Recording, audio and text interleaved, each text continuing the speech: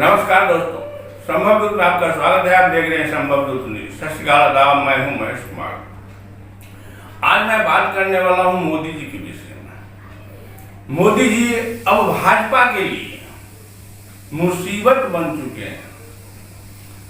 कारण दो की जोड़ी, गुजरात की जोड़ी, दो बेचने वाले की जोड़ी, दो भारत को खरीदने वाले की जोड़ी। पहाड़, जंगल, सब जगह इसमें जो यूजीसी का जो कार्य नियम लाए और सुप्रीम कोर्ट ने उन्हें रोक लगाया है, अभी उस पर कुछ फैसला नहीं आया है। लेकिन इससे हर स्टेट में गृह युद्ध का आशंका हो चुका है। इंसानों को लड़ाया जा रहा है।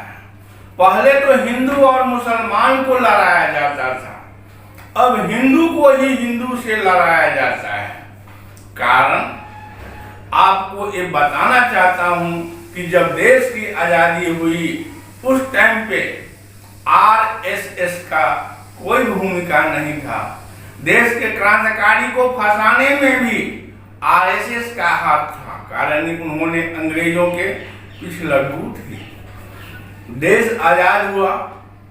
देश आजाद होने के बाद जो देश में जो क्रांति आई और क्रांति होने के बाद देश आजाद हुआ, और आजाद होने में भी आरएसएस का कहीं भूमिका नहीं था।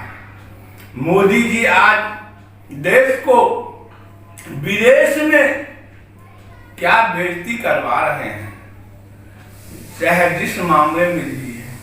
ट्रम्प तो खुल के बोलते हैं कि जब मैंने राष्ट्रपति हुआ था तो हमें मोदी जी ने फोन किए थे, सर मैं आपसे मिलने को आना चाहता हूं। बोलिए कि जो भारत देश अमेरिका को कभी सामने नहीं झुका, चाहे इंदिरा गांधी हो, जवाहरलाल नेहरू जी हो, अटल बिहारी वाजपेयी जी हो, सभी कभी नहीं झुका। लेकिन अभी आज देश की जो स्थिति है, हर स्टेट में जो बातें हो रहा है, सब आपस में लड़ रहे हैं, हिंदू से लड़ रहे हैं। क्यों ऐसे क्यों हो रहा है?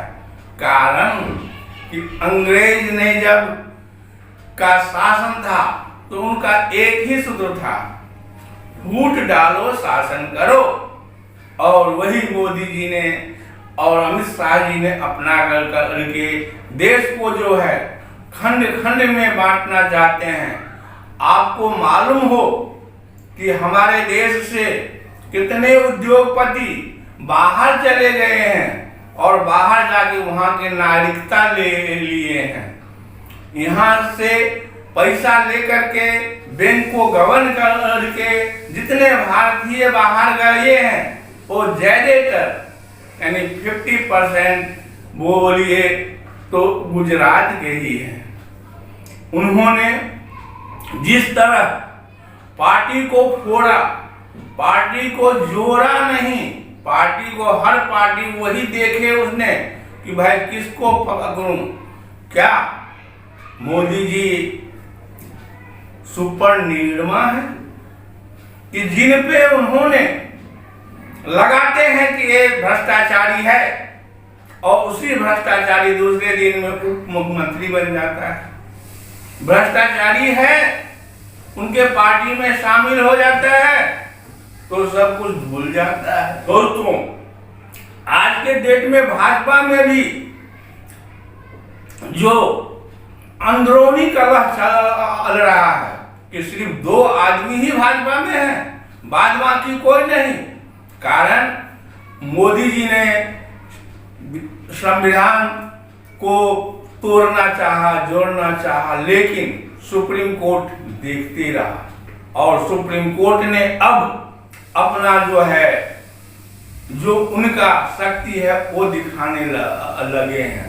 तो इससे भी लगता है कि हमारे देश में अराजकता फैलेगा अभी तो कुछ नहीं, अभी तो और होना बाकी है शाही। दोस्तों, भारतवासियों, भारत के हिंदू, मुस्लिम, सिख, ईसाई जितने हैं, सभी आप एक पड़ोसी हैं। पड़ोसी ही पड़ोसी को काम आता है।